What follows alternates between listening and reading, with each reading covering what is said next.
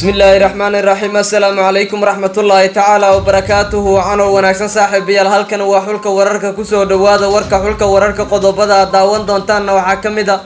doorashadii ugu yaabka badneed ee golaha aqalka sare oo maanta ka dhacday Muqdisho xubnaha gobolada waqooyi ka soo galaya oo lagu doortay caasimada dalka ififaala xisbiga doorashada ku awood badinaya oo durban la ogaaday siyaasiga madaxweynaha noqonaya oo la sii akhrisan karo iyo xogta ku gadaaman guud ahaan doorashooyinkaasi dagaal culus oo u dhaxeeya ahlu sunna iyo galmudug oo ka qarxa magaalada Dhuusamareeb iyo goodin iyo guruf colaadeed midii ugu cusleed oo hawada la isku marinayo gobolka Galgaduud hogaamiyaha dawlad goboleedka Puntland waxa uu xilkii ka qaaday mas'uul xukuumaddiisa dhaliilay iyo fadeexad culus oo ka dhex qaraxday hogaanka sare ee dawlad goboleedkaasi Puntland dawladda Kenya waxa ay laba jibaartay xasuuqa dadka shacabka ah iyadoo maalintii afraad oo xiriirana duqeymo culus diyaaradaha Kenya ay ka furiyeen goobo ay ku sugnaayeen dad shacab oo ku yaala gobolka Gado ururka Taliban oo luuqad adag uga hanjabay dawladda Mareykanka iyo sababta rasmiga ay ka dambeysay arrintaasi iyo dalka Japan oo yeelanaya ra'iisul wasaare cusub kadib doorashooyinka soconaya dalkaasi marka la is araga boon saaxiib yeel halkan waa xulka wararka fadlan hadii aad nagu cusubtaan nagu soo biiro subscribe saar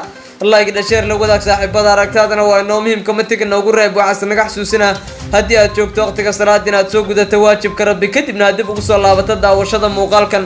qodobadii aad daawateen oo dhameystiran u diyaar garooba saaxiibayaal aynu ku bilowno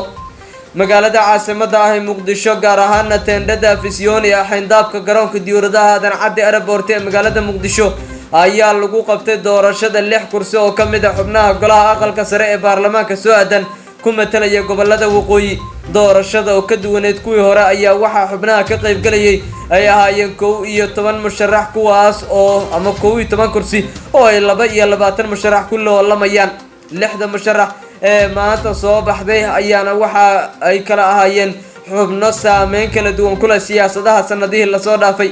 gudoomiyaha golaha aqalka sare 4 sano ee la soo dhaafay Cabdi Xaashi Cabdullaahi ayaa mar kale dib u hantiyay in uu ku guuleysto kursigiisa iyadoo doorasho aan dhibaato badan la marin oo loo tanaasulay inuu ku helo kursiga koowaad sidoo kale Professor Cabdi Ismaaciil Samatar oo kamid ah aqoonyahanada Soomaaliyeed ee ka soo jeeda gobolada waqooyi ayaa kursigiisa haleelay Cabdi Ismaaciil Samatar ayaa qodbad la yaab lahayd ka horjeediyay maalin ka hor xubnaha guddiga doorashooyinka ka gadaal markii uu tilmaamay in ay tahay wax muhiim ah in la qaato tallaabo walba oo shacabka Soomaaliyeed la isugu keeni karo wasiirka dastuurka ee dawladda federaalka ee Soomaaliya Saalax Axmed Jaamac ayaa helay kursigiisa ka gadaal markii loolan adag uu kursigaas u helay sidoo kale wasiirka warfaafinta ee dawladda Soomaaliya Cusmaan Abubakar Dube ayaa ku soo baxay senator ka mid noqonaya golaha aqalka sare 4 sano ee soo aadan Leila Ahmed Ismaaciil iyo Bilal Idris Abdullah ayaa sidoo kale ka mid noqday senatarada 6 ah ee maanta lagu doortay magaalada caasimada Muqdisho kuwaas oo gobolada waqooyi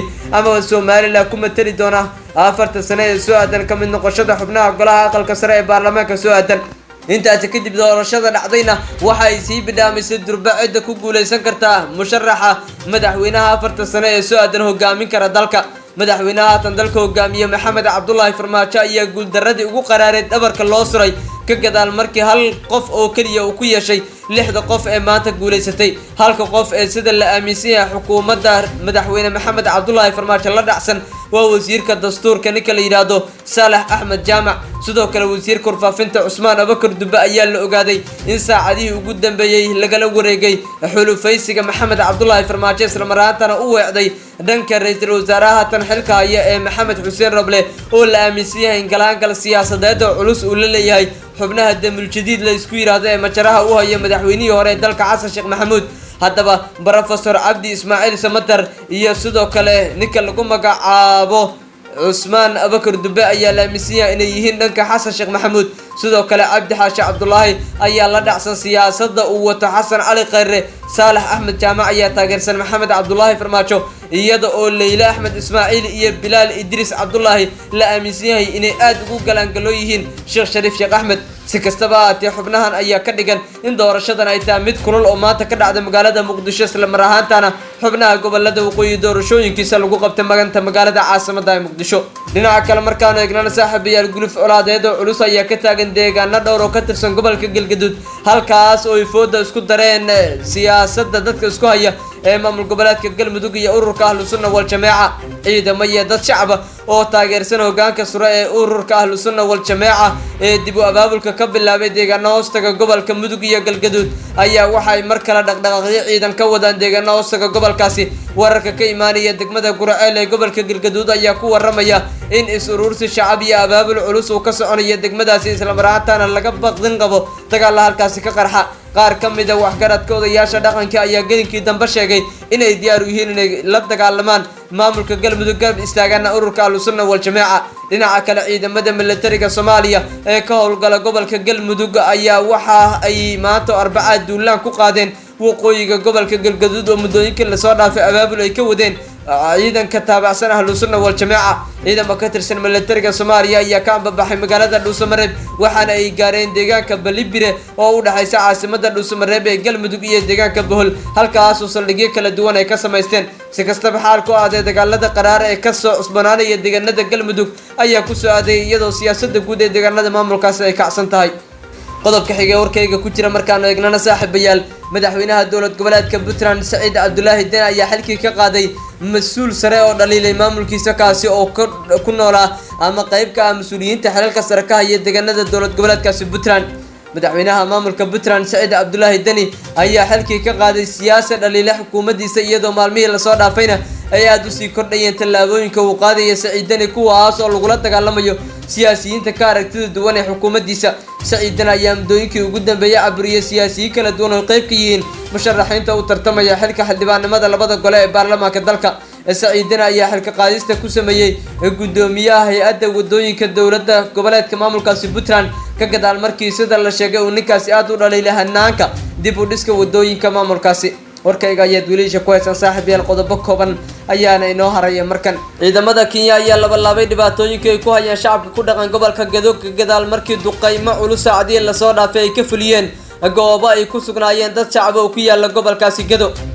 diyaaradaha dagaalka ee dowladda dalkaasi Kenya ayaa saacadihiina dhaafay duqeymo xoogan ka fuliyay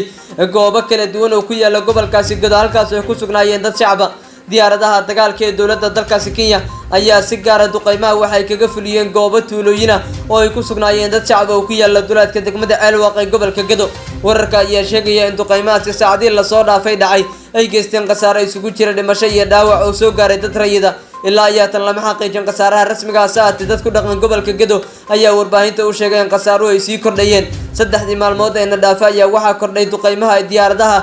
dagaalka ee dowladda dalkaasi Kenya ay ka fulinayaan gobollo kala duwan oo ka tirsan gobolada Soomaaliya gaar ahaan gobolka Gedo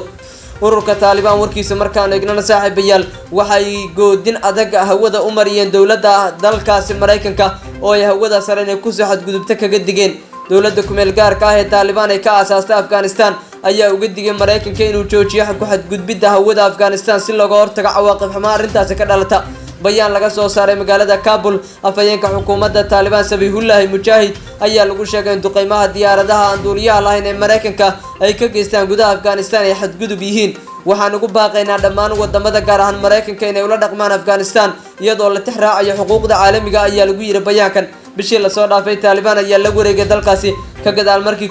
31 bishii Agoosto ay guud ahaan dalkaasi isaga baxeen ciidamada dalkaasi Mareykanka oo muddo 20 sano gudaha dalkaasi ku jiray warkayga guntiisa ayaan taaganahay dalka Japan oo yeelanaya ra'iisul wasaare cusub ayaan markaan eegaynaa wasiirkii hore arrimaha dibadda ee dalka Japan Fumio Kishida ayaa ku guuleystay doorashada hoggaanka xisbiga talada haya waxaana lagu wadaa inuu noqdo ra'iisul wasaaraha xiga isagoo wajahaya hawl adag oo dalkaasi ka taalla iyo qataraha amni iyo midda xaaladaha dhaqaale Kishida oo 64 sano jir ayaa bedelaya hogaamiyaha xisbiga dalkaasi haya ee Yoshida Suga oo xilka ka dagaya isagoo ah hogaamiyaha cusub ee xisbiga dimuqraadiga ee liberaalka Mr Kishida ayaa hubala in isniinta uu noqon doono ama loo dhaarin doono ra'iisul wasaaraha cusub ee dalkaasi Japan Japan ayaa hoggaanka sare ugu jirta dalalka xaaladaha galaangalka caalamka ku leh iyadoo dhexdhexaadi kala duwan ay ka wado quwadaha dunida warkaad ka daawanaysan xulka wararkana waa naga inta saaxiib yaaltani kulan dambana amaana